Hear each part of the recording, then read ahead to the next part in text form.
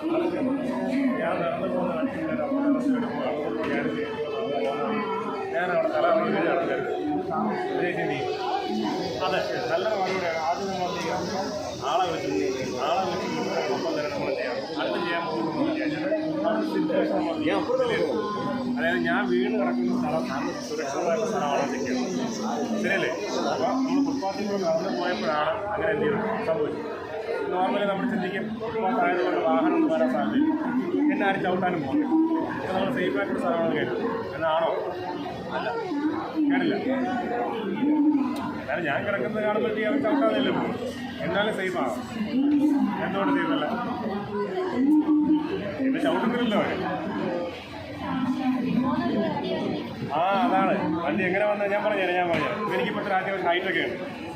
അപ്പോൾ എൻ്റെ ഉടലായിരിക്കും ഇവിടെ കിടക്കുന്നത്, ഫുട്പാത്തിൽ കിടക്കുന്നത്. എൻ്റെ കാല് ചിലപ്പോൾ എവിടെയായിരിക്കും, റോഡിലായിരിക്കും. അപ്പോൾ അത് ചിലപ്പോൾ വലിയ വാഹനങ്ങൾ വരികയാണെങ്കിൽ അവർക്ക് എന്ത് ചെയ്യാൻ പറ്റില്ല. അതെൻ്റെ കാലാണോ കൈയാണോ തടിയാണോ കമ്പാണോ എന്നുള്ള കാര്യമില്ല. അപ്പോൾ അങ്ങനെ വരുന്ന സാഹചര്യത്തിൽ അവർ കൈക്കിറങ്ങി. മോള് പറഞ്ഞത് ശരിയാണ്. അപ്പോൾ അതുകൊണ്ട് നമ്മൾ എന്ത് ചെയ്യണം, സേഫായിട്ടുള്ള സ്ഥലം ഏതാണെന്ന് നോക്കിയിട്ട് അങ്ങോട്ടേക്ക് എന്ത് ചെയ്യുക, ആളിനെ മാറ്റുക, ഹെൽപ്പിന് ആളെ വിളിക്കുക. കൂടെ തന്നെ നമ്മൾ എന്ത് ചെയ്യുക, ആംബുലൻസ് വിളിക്കുക. ആംബുലൻസിനെ എങ്ങനെ വിളിക്കും? നമ്മൾ ഇങ്ങനെ ക്രൗഡായിട്ട് നിൽക്കുകയാണ്.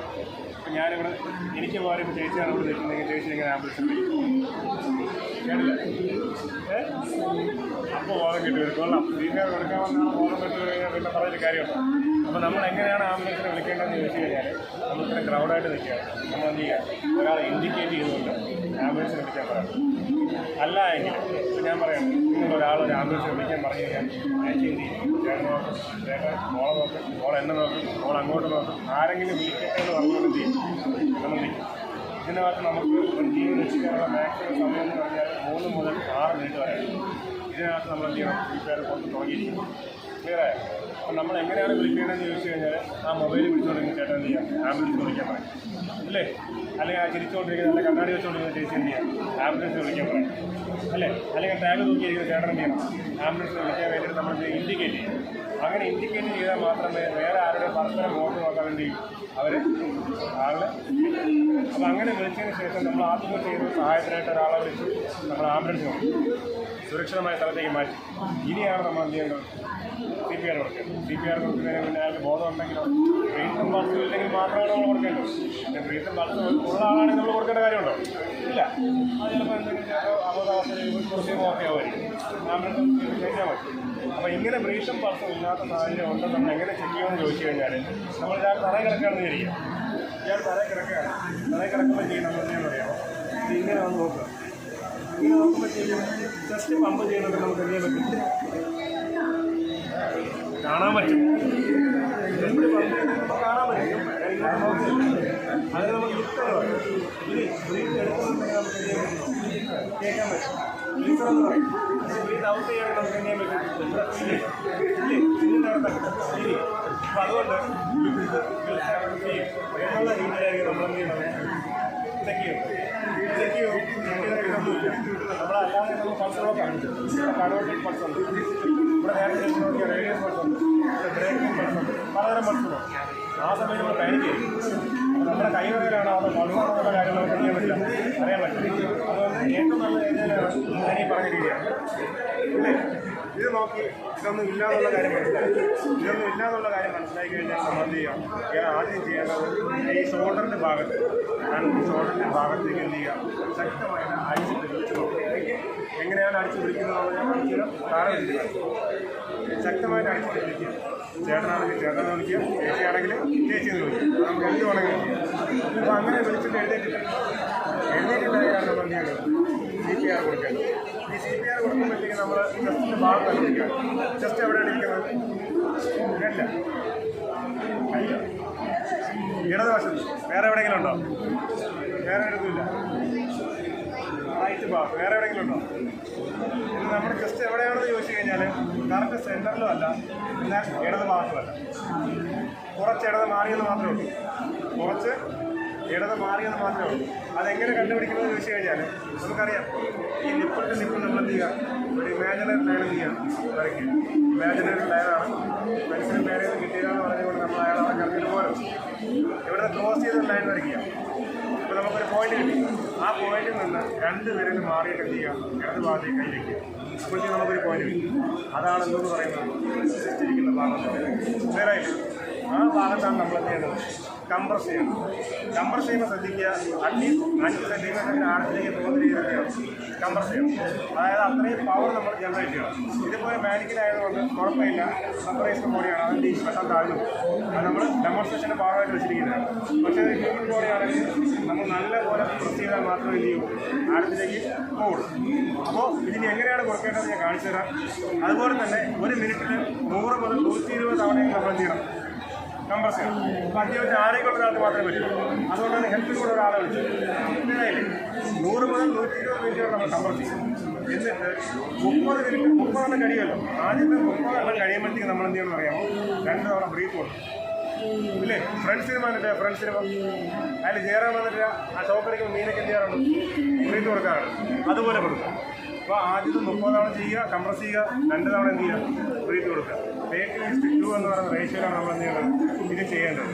ഇത് ചെയ്യുമ്പോഴത്തേക്കും നമ്മൾ ശ്രദ്ധിക്കുക, മിനിറ്റിൽ 100 മേളിൽ കംപ്രസ് ചെയ്യണം.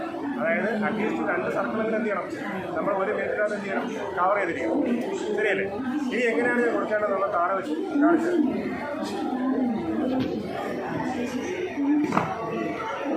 അപ്പോൾ ഇതുപോലെ ലിപ്സ് കിടക്കുന്നത് കണ്ടോ, ഈ ലിപ്സ് കിടക്കുന്നത് ചെയ്യേണ്ടത് മാക്സിമം എവിടെ നിൽക്കാൻ തോന്നിയാൽ റൈറ്റ് സൈഡ്. അതിൽ 2 കാണും. ഒന്ന് റൈറ്റ് സൈഡാണ് നമ്മൾ ഇരിക്കുന്നത്. എവിടെയാണെന്ന് പറയുന്നത് അപ്പോൾ ഞാൻ ഈ കംപ്രസ് ചെയ്യേണ്ട ഭാഗം ഞാനിവിടെ കൈ വയ്ക്കുമ്പോൾ ചെയ്യുന്നു. എൻ്റെ ബോഡി ഫുള്ള് വെയിറ്റ് അതവിടെയില്ല. ഞാൻ ആയേണ്ടി വരും. അങ്ങനെ വരുമ്പോൾ എൻ്റെ ബോഡി ഫുൾ വെയിറ്റ് ചെയ്യാൻ പറ്റും. നമുക്ക് താഴെ വെയിറ്റ് ചെയ്യാൻ പറ്റും. ഇനി ഇവിടെയാണ് ഞാൻ വന്നിട്ടുള്ളത്, ലെഫ്റ്റ് സൈഡാണ് വന്നിരുന്നെങ്കിലും ഇങ്ങനെ ഇങ്ങനെ മുമ്പിൽ ഞാൻ ഇത് കെട്ടിയ പറ്റില്ല. അത്ര എളുപ്പത്തിൽ കൊടുക്കാൻ പറ്റും. അപ്പോൾ അതാണ് കാര്യം. പിന്നെ ഇരിക്കുന്നത് എവിടെയാണ്, കുറച്ച് ചേർത്ത് മാറിയാണ് ജസ്റ്റ് കംപ്രസ് ചെയ്യാൻ. ശരിയല്ലേ? അവിടെ വന്നിരുന്നു. ഇത് നമ്മൾ കൈ ഈ ഹീൽ ഓഫ് ദ പാം, ഈ ഭാഗത്ത് ഈ ഓഫ് ദ പാം ഈ ഭാഗം ചെയ്യും. നമ്മൾ ആ ഫോമിൽ ചെയ്യുക. ഏതാണോ റൈറ്റാണ് ജലാശയം, ഏതാണോ അതിനുള്ള മറ്റേ കഴിഞ്ഞ് ക്രോസ് ചെയ്തിട്ട് ഈ ഭാഗം മടങ്ങാത്ത രീതിയിൽ എത്ര തവണ കൊടുക്കാൻ പറഞ്ഞു, 30 തവണ ആദ്യം കൊടുക്കുക. എന്നിട്ട് എന്ത് ചെയ്യുക, 2 തവണ ബ്രീത്ത് കൊടുക്കുക. ഞാൻ അവിടെ 30 തവണ കൊടുക്കാൻ പോവുകയാണ്. എങ്ങനെയാണ് നോക്കാം, കൈ വെക്കാൻ പാടില്ല. ഞാൻ എണ്ണുന്നതിനൊരു താളം ഉണ്ടാവും. ആ താളത്തിൽ പോയിന്റ് നമ്മൾ കണ്ടുപിടിച്ചിട്ടുണ്ട്. കൈ വെച്ചു കേട്ടോ. ഇപ്പോൾ തന്നെ ബോഡി താഴ്ന്നുണ്ടോ. ഇത് ചെയ്യാൻ പോവുകയാണ്. 1 2 3 4 5 6 7 8 9 10 1 2 3 4 5 6 7 8 9 10 1 2 3 4 5 6 7 8 9 10. ഇതിനെ കുറച്ച് വീണ്ടും ചെയ്യണം. 1 മുതൽ 10 വരെ വീണ്ടും 1 മുതൽ 10 വരെ വീണ്ടും 1 മുതൽ 10 വരെ. ഇനി 30 വരെ അല്ല, കാരണം നമ്മൾ 23 25 എന്നൊക്കെ പറയുന്ന റിതം എന്ത് ചെയ്യുന്നുണ്ട്, മാറിക്കും. ഇതിന് താളം വരാം. അപ്പോൾ നമ്മൾ സ്പീഡ് കൂട്ടാൻ നോക്കും. ശരിയല്ലേ? അത് ഒഴിവാക്കാൻ വേണ്ടിയിട്ടാണ് ഈ 30 തവണ കൊടുത്തതിന് ശേഷം നമ്മൾ എന്ത് ചെയ്യാൻ പോവുകയാണ്, 2 തവണ ബ്രീത്ത് കൊടുക്കാൻ പോവുകയാണ്. ബ്രീത്ത് കൊടുക്കുന്നതിന് മുന്നേ നമ്മൾ എന്ത് ചെയ്യുക, ഈ സ്കിൻ ഒന്ന് എന്ത് ചെയ്യുക, ഉയർത്തിപ്പിടിക്കുക. അങ്ങനെ ഉയർത്തിപ്പിടിക്കുന്നതിൻ്റെ കാര്യം എന്താണെന്ന് വെച്ച് കഴിഞ്ഞാൽ നമുക്ക് ഇവിടെ ഒരു അണ്ണാട്ടം എന്ന് പറയുന്ന സാധനം ഇല്ലേ, അതൊരു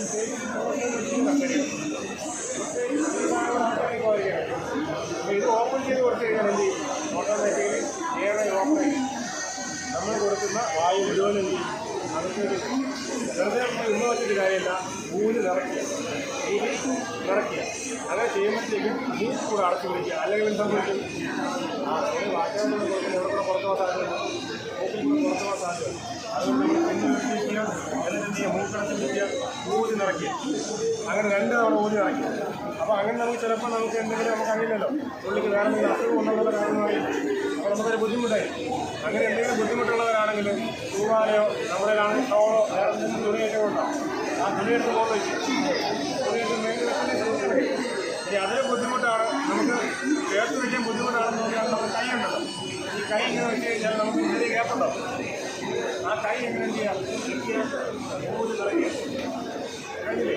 അപ്പോൾ ഇതുപോലെ നോക്കുക. നമ്മൾ അതിന് ശേഷം റെസ്പോൺസ് ഉണ്ടോ നോക്കും. ഇങ്ങനെ നോക്കും. ഞാൻ ആദ്യം പറഞ്ഞത് ലുക്ക് അങ്ങനെ നമുക്ക് വേറെ പ്രശ്നങ്ങൾ പമ്പ് ചെയ്യുന്നില്ലെന്നുണ്ടെങ്കിൽ നമ്മൾ എന്ത് ചെയ്യാം? ചെയ്യുന്നവർ റിപ്പീറ്റ് ചെയ്തുകൊണ്ടിരിക്കുക. എവിടെ വരെ റിപ്പീറ്റ് ചെയ്യുന്നുണ്ട്? ഒന്നുകിൽ നമുക്ക് ബോധം വരുന്നത് വരെ, അല്ലെങ്കിൽ എവിടെ വരെ റിപ്പീറ്റ് ചെയ്യും? നമ്മൾ ആരെ വിളിച്ചിട്ടുണ്ട്? ആംബുലൻസ് വരും.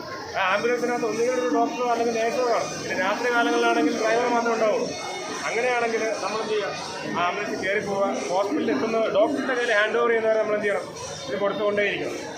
മനസ്സിലായില്ലേ? ആംബുലൻസ് വന്നെന്ന് പറഞ്ഞിട്ട് കളഞ്ഞിട്ട് പോകരുത്. നമുക്ക് കാരണം വേറെ കൊണ്ടല്ല, നമ്മൾ കൊടുക്കുന്ന സാഹചര്യങ്ങളിൽ ചെറിയ രീതിയിൽ ചിലപ്പോൾ ഈ ഹാർട്ട് പമ്പ് ചെയ്യുന്നുണ്ടാവും. ആ ചെറിയ രീതിയിൽ പമ്പ് ചെയ്യുമ്പോഴത്തേക്കും ചെറിയ രീതിയിൽ എന്ത് ചെയ്യും? നേരിയ തോതിൽ രക്തം എന്ത് ചെയ്യും? ശരീരത്തിൽ ബ്രെയിനിലോട്ട് എത്തിക്കൊണ്ടിരിക്കും. അപ്പോൾ ബ്രെയിൻ വർക്ക് ചെയ്യേണ്ട ഓക്സിജൻ എന്ത് ചെയ്യും? അവിടെ കിട്ടും. അതില്ലാതെ തന്നെയാണ് ബ്രെയിൻ ഡെത്ത് സംഭവിക്കുന്നത്. അപ്പോൾ നമ്മൾ നോക്കുമ്പോഴത്തേക്ക് അയാൾക്ക് ബോധമില്ല, അയാൾ മരിച്ചെന്ന് വിചാരിക്കരുത്. അയാൾക്ക് ബ്രെയിൻ വർക്ക് ചെയ്യേണ്ട നമുക്ക് എന്ത് ചെയ്യുന്നുണ്ട്? നമ്മളെ കുറച്ച് കംപ്രഷൻ കിട്ടുന്നുണ്ട്. ഓക്കെ അല്ലേ? ഇനി എന്തെങ്കിലും ഡൗട്ട്?